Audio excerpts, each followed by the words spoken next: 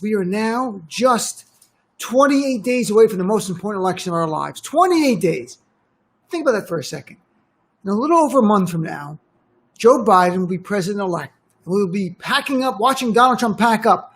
That's as if we come out, if we stay angry, as I implore people every day to stay angry. The polls are fabulous, but polls don't vote. People vote. It's up to us. What the polls show is if we get our side out, we're going to win big. And Donald Trump continues to do what is stunning and is baffling to any normal person. There's not even a strategy here for his base. It is Donald Trump living in an alternative reality where Donald Trump is now, and I say this bluntly, but honestly, Donald Trump is the first pro-death president we've ever had. Donald Trump is the first pro-death president we've had. This is a man who doesn't care who dies. Doesn't care who dies from the virus, who doesn't care who dies from lack of food or having a place to live. We saw that today in two different ways, from last night through today, both health risks and in terms of the economic crisis going on in our country, which Trump doesn't care about. Last night, stunningly, Donald Trump arrives back from the White House, takes his mask off, walks into a room indoor where you can see other people around him. Donald Trump is modeling the worst behavior possible. Meanwhile, Joe Biden was in a town hall last night on NBC where he talked about how important it is to wear a mask. The bottom line is you wear a mask to protect others. It's not for you, it's to protect other people. That's why Donald Trump doesn't care about it. Donald Trump only cares about Donald Trump.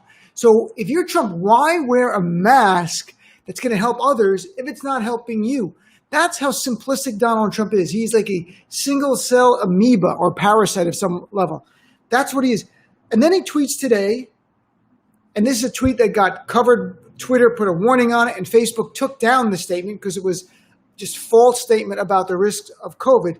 He said, flu season is coming up. Many people every year, sometimes over 100,000, despite the vaccine, die from the flu. Then he adds, are we going to close down our country? No. We have learned to live with it, just like we are learning to live with COVID, in most populations far less lethal. So there's Trump saying 100,000 people die in flu season, and the COVID is far less lethal than the flu. That's a lie. First of all, Donald Trump knows COVID is 5 times more lethal than the flu because he told Bob Woodward that on February 7th in a conversation we've all heard recently. So when Donald Trump talks in private, he tells people, I guess who he wants to impress, that he understands how dangerous this virus is. But in the public, he tells a different story because to him, it helps him politically to lie about the virus.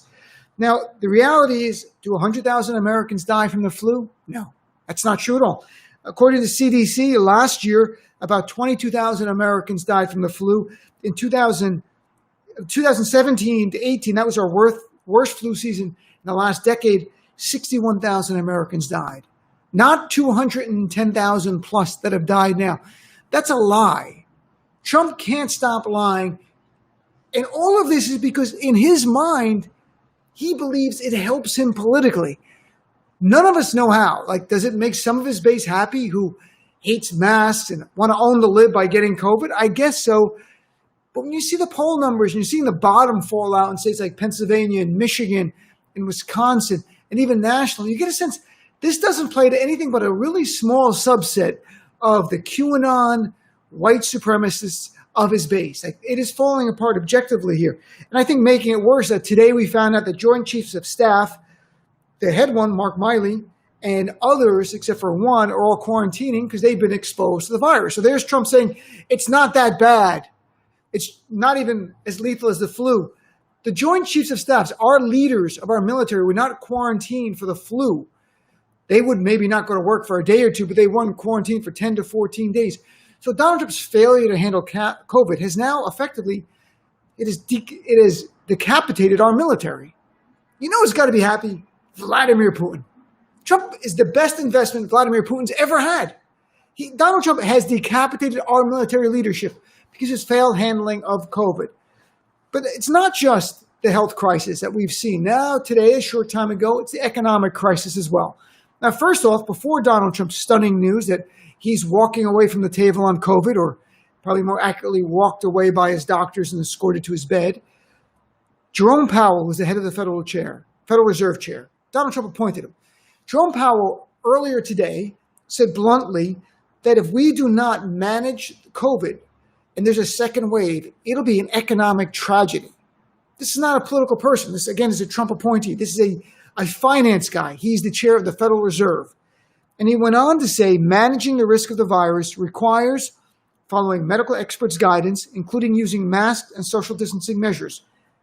Again, that flies in the face of Donald Trump because you can't get the economy to grow if the virus is not contained. There's no spin here. If you don't feel safe, you're not going to go to the shopping mall. You're not going to go to the restaurant. You're not going to go to the movie theater. You're not going to go on vacation and fly in a plane and take a cruise ship. You need to feel safe to do that. That's the only way our economy grows. There's no politics. We all know that's common sense. The Federal Reserve Chair is saying that. Secondly, the Federal Reserve Chair talked about a stimulus package, how we need it. And he said, too big is not a problem. It'll just strengthen our economy. And he was calling on Congress and Trump to reach a deal because they were negotiating. What happened a short time ago? Donald Trump announces he's walked away from the table. He's no more. I'm sorry, Nancy Pelosi wants too much money. It's kind of interesting, isn't it? The guy who doesn't pay taxes is concerned with spending tax dollars. Maybe if he paid a little taxes, he'd have a little more credibility. But the guy who spends no money in taxes cares about taxes. Here's the reality, folks. I had Congressman Ro Khanna on last night who told us the truth. And I wish the mainstream media would have Ro Khanna or others on who know what's going on behind the scenes. What Congressman Khanna told us yesterday is that Steve Mnuchin, Secretary of Treasury, who's been designated by Trump to negotiate with the House Democrats, they're reaching a deal. They had no problem. You know who the problem is? Mitch McConnell. Mitch McConnell has said that he will not bring any stimulus bill to a vote in the Senate unless a majority of Republicans in the Senate caucus agree to it. But he said ideologically, Mitch McConnell won't do it, nor will his caucus. So the reality is what Donald Trump is saying, I'm walking away from the table, I'm a tough guy, which makes no sense politically because it hurts people in need. What it really is, Trump giving cover. Donald Trump is too frail and too impotent to get Republicans in the Senate now, and Mitch McConnell especially, to support a bill. If you have a stimulus bill now, 3 weeks out of Election Day, it helps Trump. If Donald Trump could give every American $5,000, he would do it. Why can't he? Mitch McConnell and the Republicans are saying no, because now all of a sudden they're going back to deficit, because I think they see Joe Biden coming. They know Joe Biden will be president, and they want to say, oh, no, we stopped spending after the COVID crisis, so we're going to say no to Joe Biden. That could be part of it. Another part could be even more political hardball. They want Trump to go. They've had enough. He's delivered on everything they need, and they think that he's going to drag them down this year and for future years. That could be part as well. Bottom line is, this is not Trump walking away from the table. This is Trump being too frail and too impotent to get Mitch McConnell and the Republicans to agree with a stimulus package that will help millions of Americans. To remind people, there are over 25 million Americans right now, on some form of unemployment benefit. Some are working part-time, some are out of work full-time, some have recently furloughed. You've got an increase about 14 times in food insecurity for families who have children from a year ago. People are hurting. But Donald Trump deals with the economic part of this crisis the same way he does with the health crisis. Lie, deny, and hope for a miracle. That didn't work with the health crisis. Trump's got COVID, and 18 people in his White House and surrounding him can testify to that. Now we have the economic crisis. Again, Donald Trump is turning his back on people in need. We are just 28 days away from the most important election of our lives. It is up to us. We can do this. We're going to win this election. Make sure your friends are registered. I know you've checked already. Make sure a family is. And make sure they have a plan on how they can vote this time, either by mail or in person. That's where we win this election. Joe Biden's closing argument, he was just making it on TV a short time ago, uniting Americans. He said, I'm a proud Democrat, but I'll be the president of all Americans, vote for me or not. He also talked about wear a mask, let's save lives, we're in this together. Trump's closing message, quite different. His is, I don't care who dies from COVID. That's it. As long as it helps him, don't wear a mask. Donald Trump is the first pro-death president we've ever had. Thanks for tuning in. My show is live for the whole 3-hour version tonight, 6 to 9 p.m., SiriusXM channel 127. Go to the website, free trials, check it out. Thanks for tuning in.